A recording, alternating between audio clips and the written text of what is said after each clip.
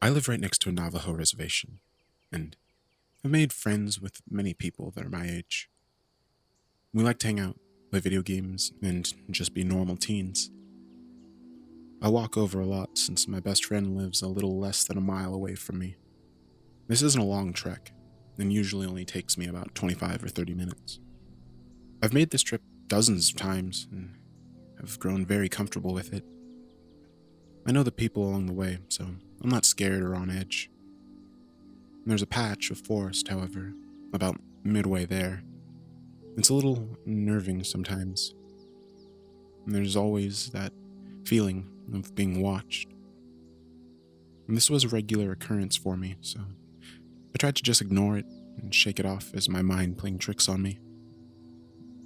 This day, I spent more time at my friend's house than I'd meant to, and when I left, it was already getting dark. I reached the stretch of forest right as the sun disappeared from the sky. I shivered a little as I readied myself to begin the journey through. I was about 10 steps in when I heard a branch snap. You know the sound. One that screams there's definitely someone or something there with you. I froze, not sure of what I should do next. Should I run? Should I turn around and book it back to my friend's house? I didn't know the best option in this situation. I whispered, "Hello?" Hearing my voice crack as the words fell from my lips. I don't know why I even opened my mouth, but it was out there, so I listened for any reply. "Hello." My heart sank, and the answer came back in the sound of my own voice. I started to breathe so fast, my heart pounded against my chest. I felt like I might faint. "Hello." My voice came again, but not from my mouth. I wanted to run, but my feet felt cemented to the ground. I couldn't scream. I couldn't reply, as my voice echoed over and over from a short distance. I couldn't pinpoint exactly where it was coming from. It sounded like it was everywhere around me. "Hello? Stop it!" I finally managed to tear from my lips.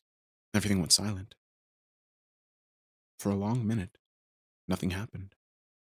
The air grew stale, and I realized for the first time that there were no typical forest sounds.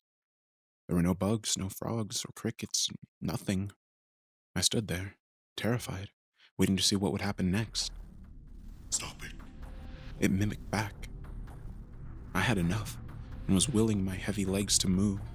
Before I could take a step, I heard rustling in the bushes 20 feet to my left. I watched in horror as a deer head with huge antlers protruded through the bushes. As it came further out and stood up on two legs, I took off. I flew out of the woods and all the way home in record time. I said nothing to my mom when I got there. I just went up to my room, laid down, and thought about what happened. My mother came in at some point and asked me if everything was all right. I replied yes, and I was just tired. I don't know why I didn't tell her. I guess I might have been afraid of how she would react. I called my friend and told him everything. He freaked out and told me no matter what happened that night to not reply or look out the window. This terrified me even more. He said to call him the next morning, he would explain more. They had to speak to his grandfather as soon as possible. That night I didn't sleep at all. I stayed awake listening to every little sound the night brought. Around 3 a.m., just as I was about to drift off, the air changed. The night sounds quieted. I felt my heart begin to pound. I laid there, waited, pulling the covers up and over my head like a child, far too scared to move. It came after a long moment. "Stop it." I cried. It was all I could do.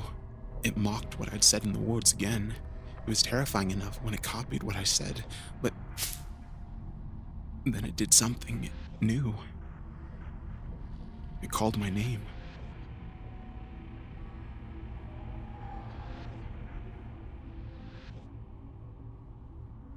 "Amy." My mother's voice. "Amy, Amy, come here." "Hello? Stop it." My voice again. For the rest of the night, the creature outside my window called my name in my mother's voice. and repeated what I said in the woods over and over.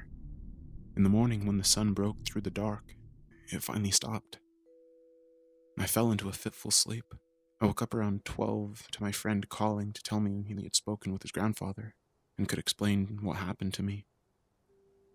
He said there was a creature they called Yi Naldulushi, he who goes on all fours, or a Skinwalker. He explained that it was an evil creature that used dark magic to transform into an animal with the attributes it required, and that it had caught my scent and knew me now.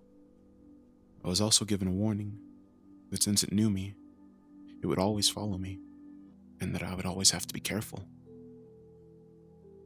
Last night, I heard scratching at my window, then a low hum.